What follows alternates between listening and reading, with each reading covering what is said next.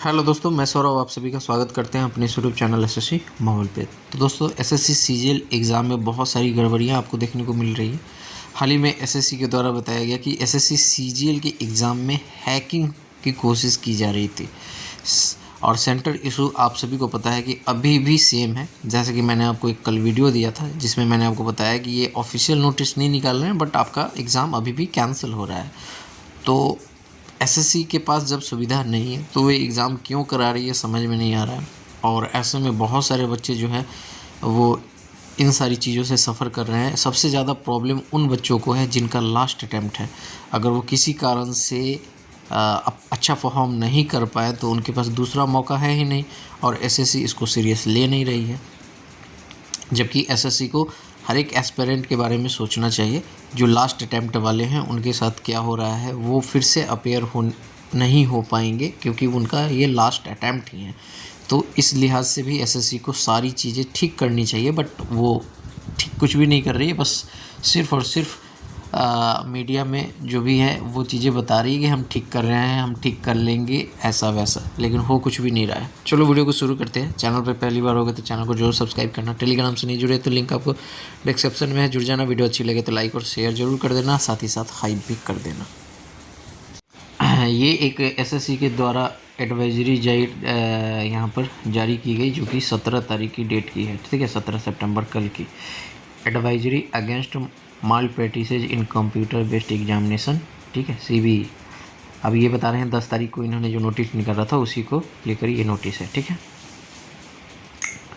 ये कह रहे हैं during the course of any exam whenever any such malpractices is detected by technology solution, it is possible that the candidate exam may not be interrupted by the invigilators.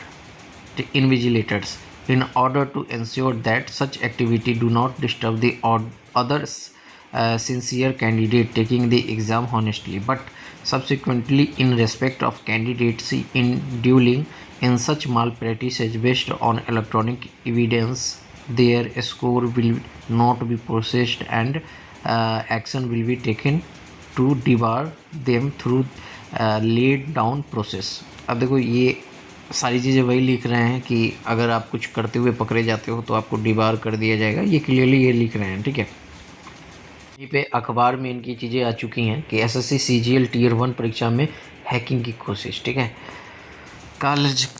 ये लिखा जा रहा है, कर्मचारी चयन आयोग एसएससी की संयुक्त स्नातक स्तरीय सीजीएल 2025 टियर 1 की परीक्षा में भी नकल माफिया ने सेंधमारी की कोशिश की है।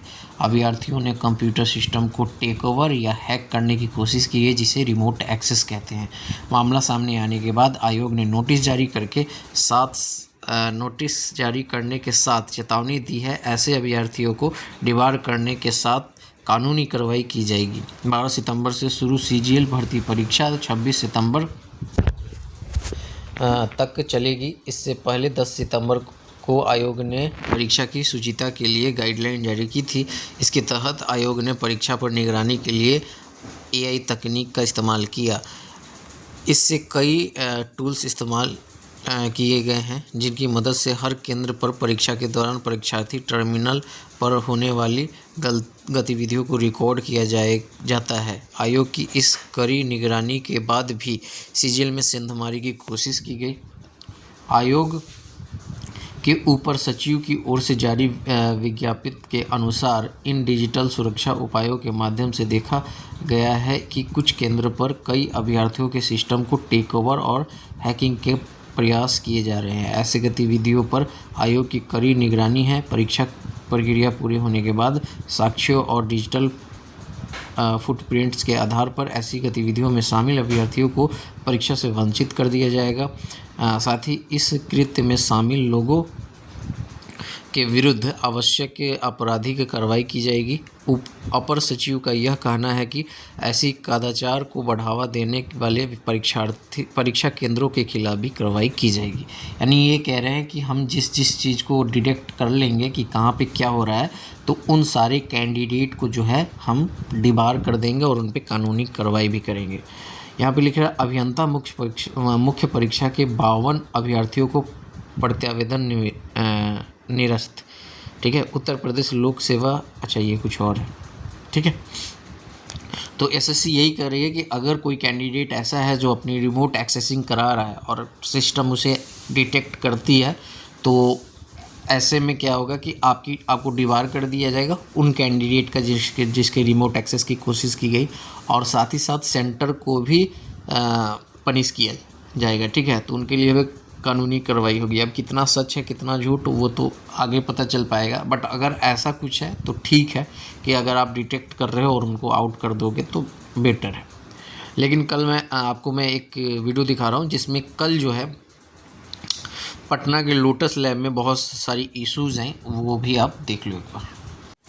तो ये क्लिप आप सुनिए, ये पटना का लोटस लैब का है।